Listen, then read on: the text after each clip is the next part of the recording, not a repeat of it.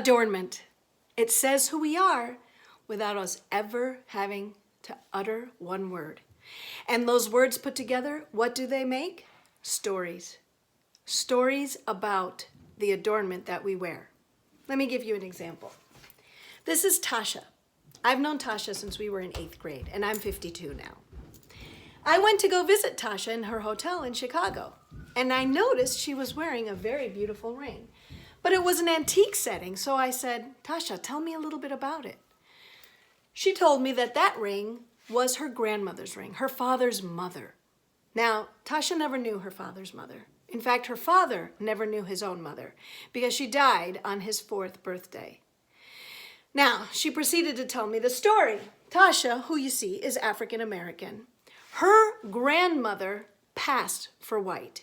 She had blue eyes, she had light skin, and when she tried to marry Tasha's grandfather, no preacher in the state of Louisiana would marry them because they looked like an interracial couple.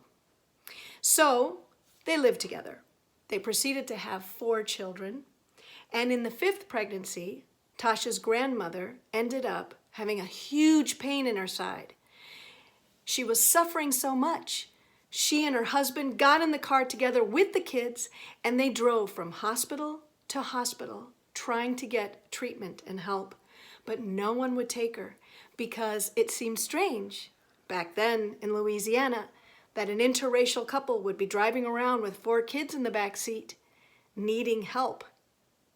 Well, Tasha's grandmother ended up dying that day of an ectopic pregnancy. I got that story simply from a ring. And that ring means a lot to Tasha, and she wears it with a lot of affection. Because that ring doesn't just mean it's something from her grandmother. That ring is also a symbol of racism and a symbol of difficulty, and she wears that proudly. All of that came from her adornment.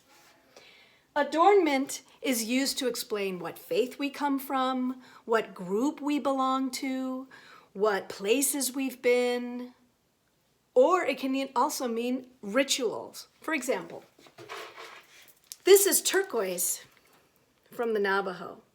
I actually bought this when I was in New Mexico, so it brings me memories, but it has a lot of significance to the people who I bought it from. I had the chance last year to go to Santa Fe in New Mexico and go to Indian Market, which is absolutely beautiful. Every American should go see Indian Market. I had the chance to meet 2 beautiful young ladies from the Hopi tribe, and they were wearing this gorgeous adornment of carnelian and turquoise. So I asked them what it was about.